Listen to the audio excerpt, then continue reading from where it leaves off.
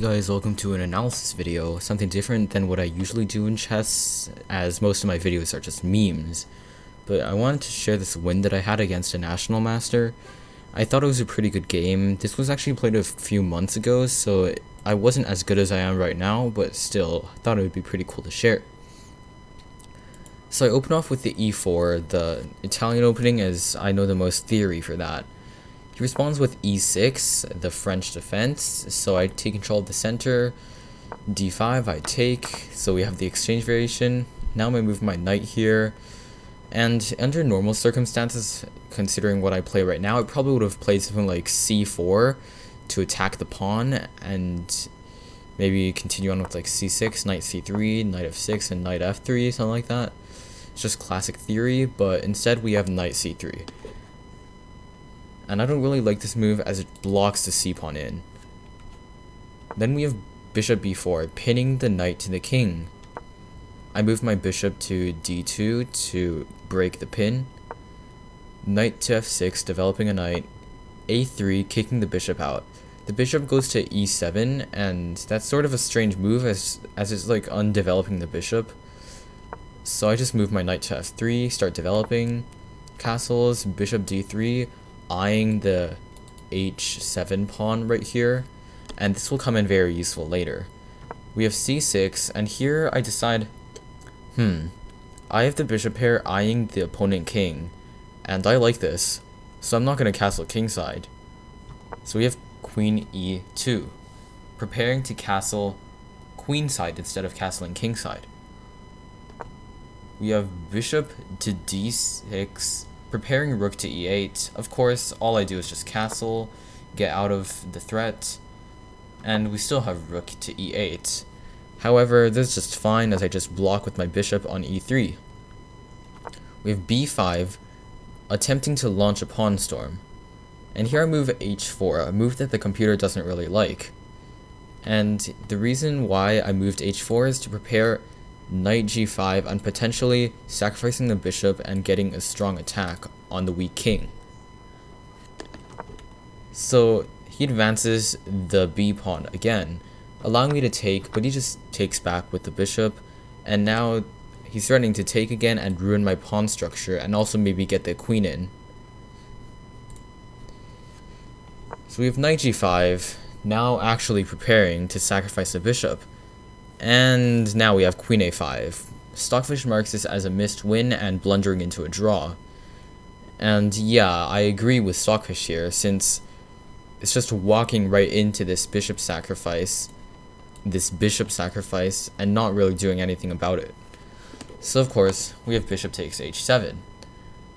Knight takes h7, and queen h5. And now he plays a move that's very questionable in my opinion. Knight takes g5, and as you can see, the evaluation bar just jumps up to plus 3.5, and you take with the pawn here as you're getting this very strong cannon along the h file and attacking the weak king. And here bishop takes would be a blunder as I just have queen to h8 checkmate. But of course he's a national master and he doesn't play that, and instead he flees with his king to f8. And here I play what I consider to be one of my best moves, g6. A move that initially doesn't look like it makes any sense, but it's very deep. If the pawn takes on g6, we just have queen takes g6, a simple quiet move, and suddenly you realize that this king is very trapped. And the engine over here recommends something like bishop h3, going all the way, sacrificing the bishop, but I just take. I just take. But here, if they ignored the threat and played something natural like knight d7, for example, this is just mate in 2, as we give a check with the rook and take this free rook, and that's just mate. So instead, we have bishop takes c3 in this position. And okay, I could just take this pawn, right? But that blunders into queen a1 checkmate. So I can't play that. Well, the only logical move would be to take then. So now we have rook takes a3, an inaccuracy, but sacrificing the rook in order to get rid of the strong bishop. The entire idea of the move g6 is to free up the g5 square for the bishop to go, as the idea is to move here, force the king out, and move the bishop here. So rook takes a3, I just take the rook, and bishop e6, defending against the pawn. Defending the pawn. I just take the pawn, simple as that. And the reason why bishop takes h7 cannot be played, it looks very strong as you're attacking the queen, but in reality, there's just the move rook d to f1. And this just mate in 7 moves. And if we continue on, it's just queen a1, king d2, queen takes f1, and it's just unavoidable mate, and this is just a mate. So now we have knight to d7 and queen to h8, just winning the rook, and knight to f6 and rook d to f1, pinning the knight against the king, preparing something like g4 and g5. Then we have king to e7, always the best move, bond clouding king to e7. However, it's not the best move in this situation. I just take this pawn. I don't know why Stockfish recommends me to take the knight, but I just take the pawn as it's just hanging. And queen to a1, check. I just move here, and knight to e4. And now I have 2 legal moves here. I can move king to d3 or king to e2. If I pick king to d3, which is obviously the best move, they really can't do much.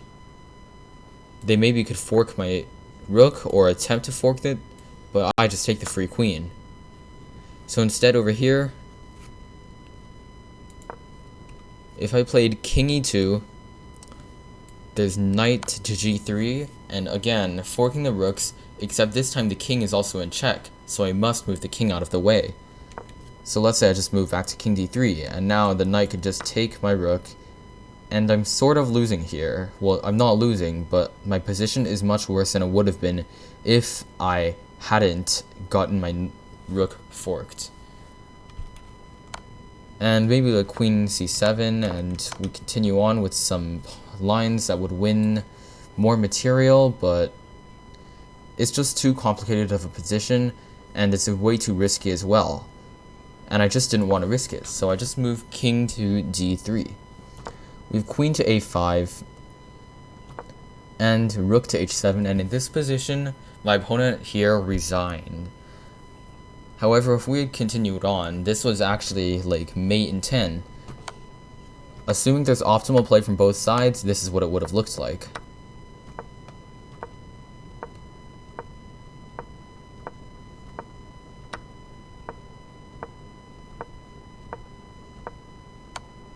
And checkmate. Well, thanks for watching this video. I hope you learned something, and see you in the next one.